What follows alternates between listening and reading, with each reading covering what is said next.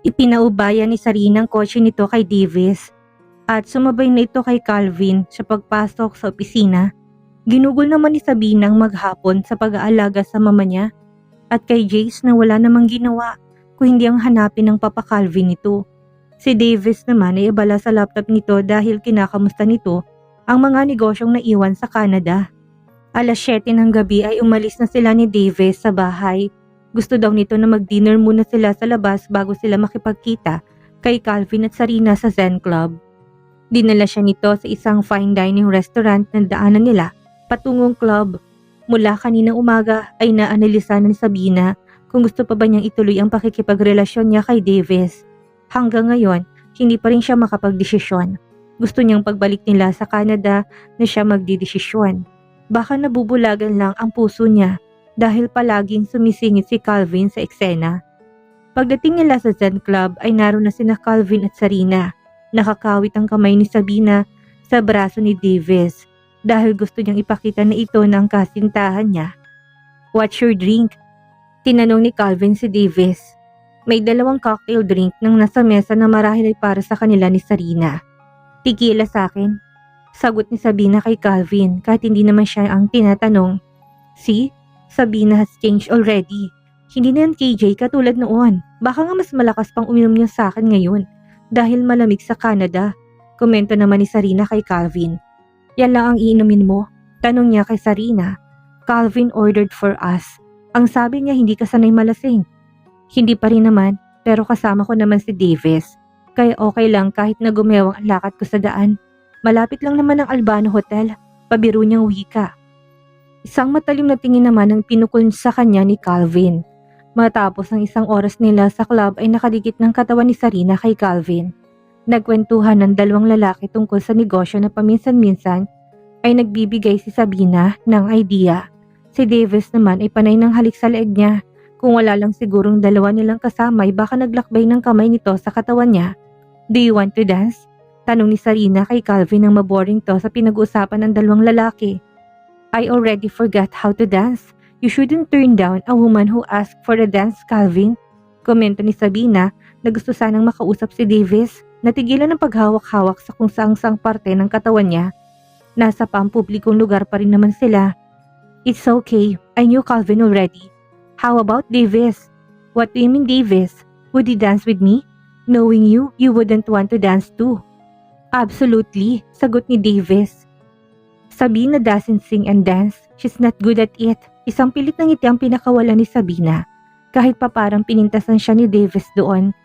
Pero tama naman ito, sa lahat ng okasyon sa Montessori noon ay hindi pa siya nayaya nito na magsayaw man lang.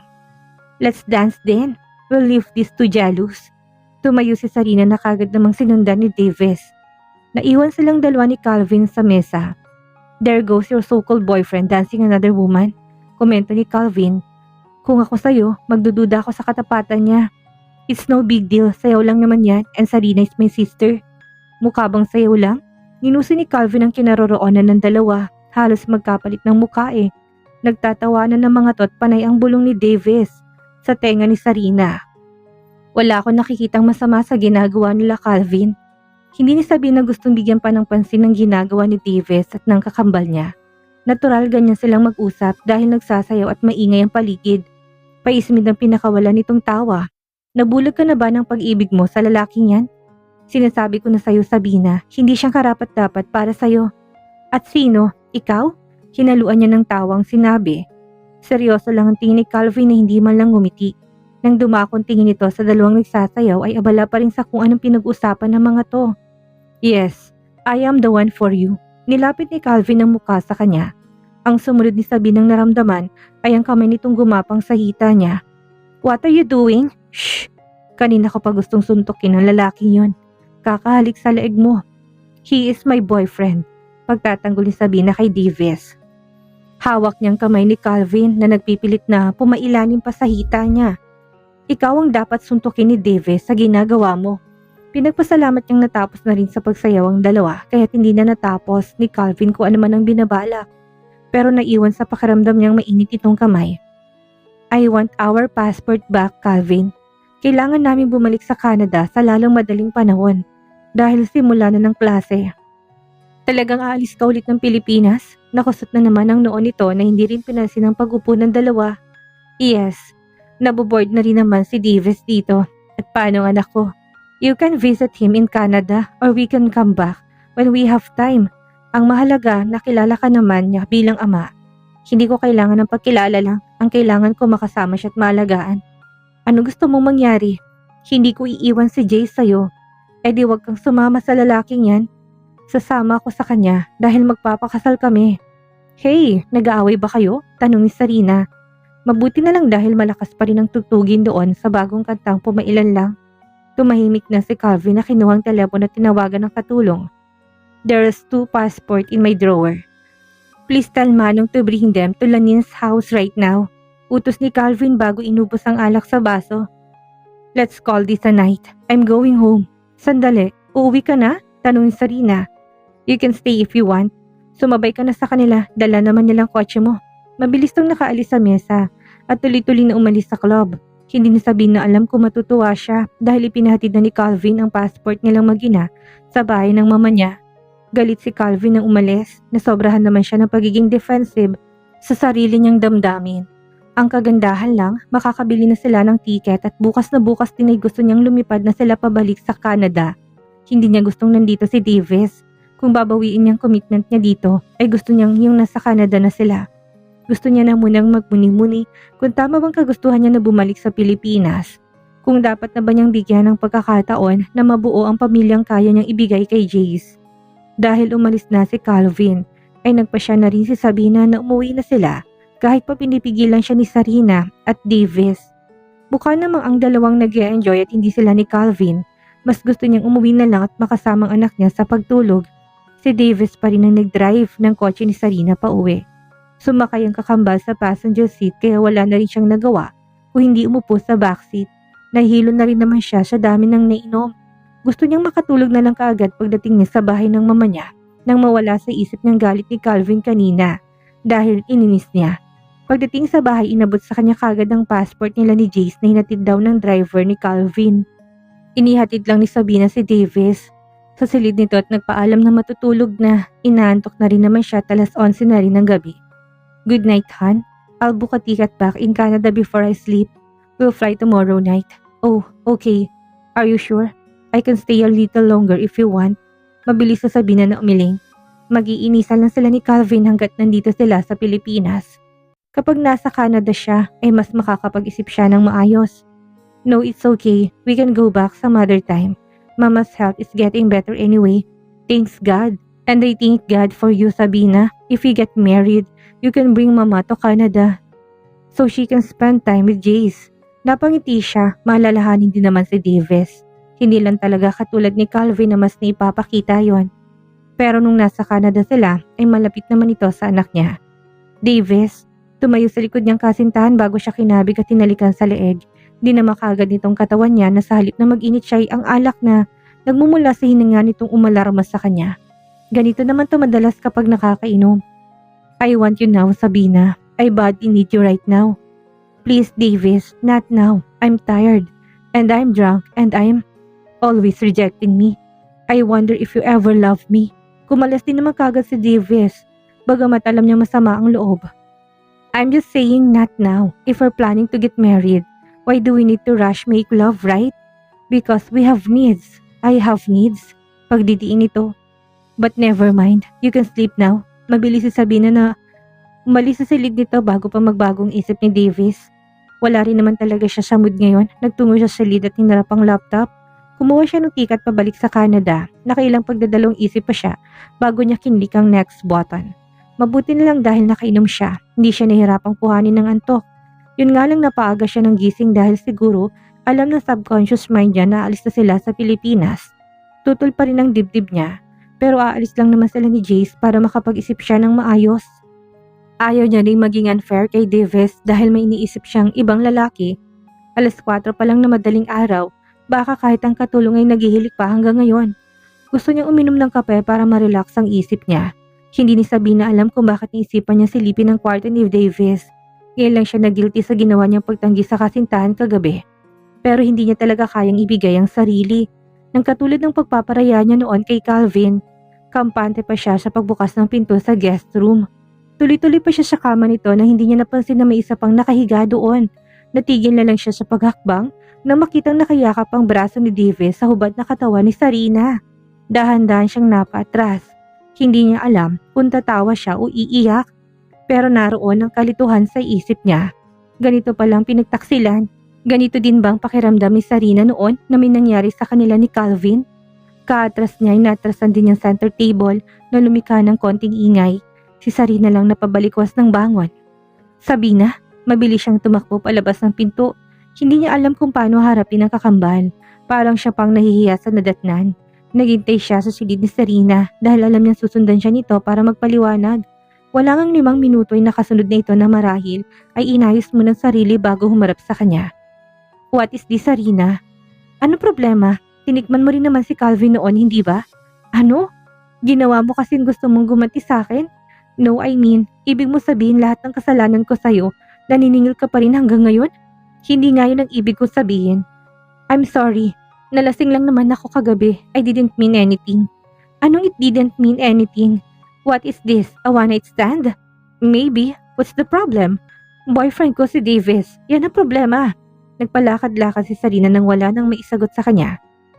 I'm sorry, hindi naman na tayo mga bata, Sarina. I'm sorry nga. Ginawa ko lang naman ang inutos ni Calvin. Ano? Lalong umahon ng galit sa dibdib niya. Anong inutos ni Calvin? Inutos niya na akitin ko si Davis para mapatunayang hindi siya karapat-dapat sa'yo. At pumayag ka? Why not? Tama naman si Calvin. Madaling matukso ang boyfriend mo. Baka hindi mo pinagbibigyan. Oh God, napatakip si Sabina sa muka bago nilisan ng silid ni Sarina. Mamaya magtutuo sila ni Calvin pagsikat na pagsikat ng araw. Alas 5:30 tinatawagan niya ng telepono ni Calvin. Galit na galit siya sa pakikialam nito sa buhay niya. Nagkita sila sa isang coffee shop pero sa parking lot pa lang ay sinugod niya na to sa kotse. Ikaw ang nag-utos kay Sarina? Nakitin si Davis? Yes, how dare you? Pinagsusuntok niyang dibdib nito pero hindi to natinag. Nakita mo na ngayon kung anong klaseng lalaking gusto mong pakasalan.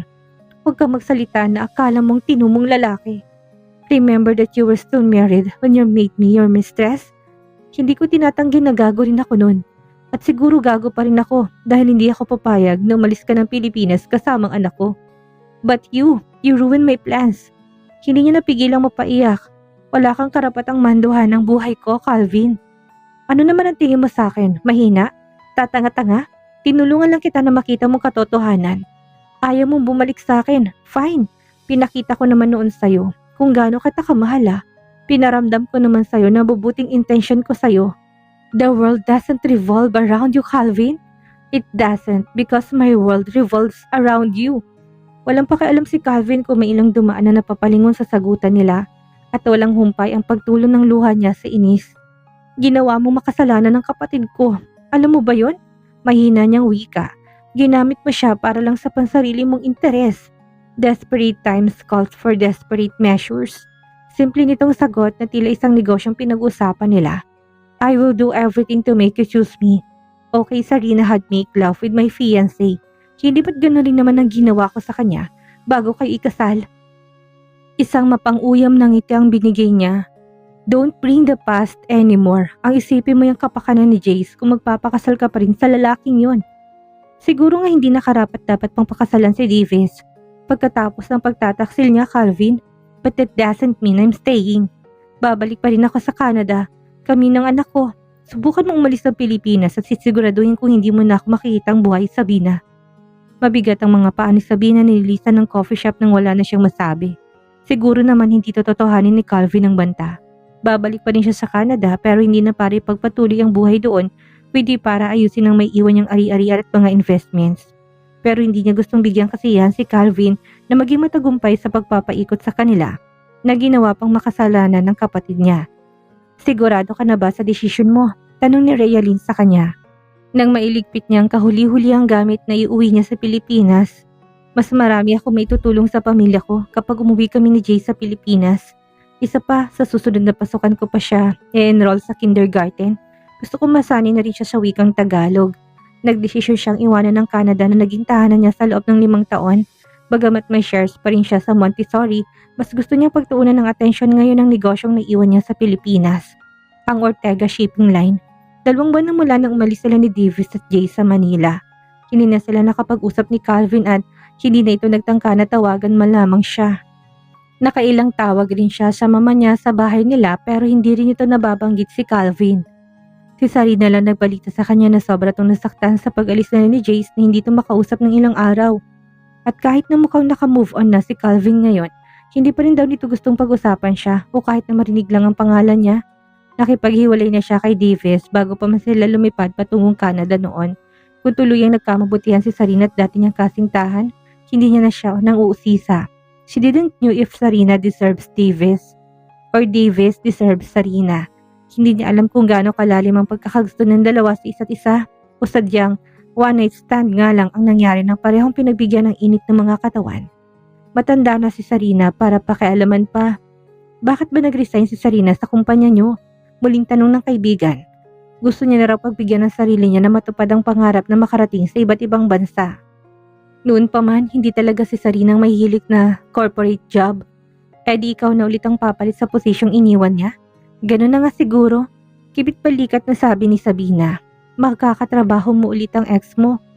Hindi na siguro katulad ng dati. Baka kung mag-usap kami tungkol lang kay Jace. Marketing staff naman ang papalitan ko kay Sarina ngayon. Hindi na bilang finance head. Minsan sa isang buwan lang kailangan sumama sa monthly meeting. Iwasan ko na lang siya sa mga araw na hindi kami kailangan magkita. Sa tingin mo ba talaga sinukuan ka na niya? Tila bumara sa lalamunan ni Sabina ang isasagot. Minsan sinisisi niyang sarili kung bakit hindi na lang niya sinunod ang puso niya noon. Malinaw naman na mas matimbang ito kaysa kay Davis, pero sinikap niyang gawin ng tama. Nagbigay na siya ng commitment sa ibang lalaki at nararapat lang na tapusin muna niya yon bago makipag-commit sa iba. Pero hindi rin sila nagkaayos ni Calvin dahil nagalit din ito nang umalis sila ulit sa Pilipinas. At dito na po nagtatapos ang kabanata ng ating kwento at sana'y muli niyo po akong samahan sa mga susunod pang kabanata. Maraming salamat po at keep safe everyone.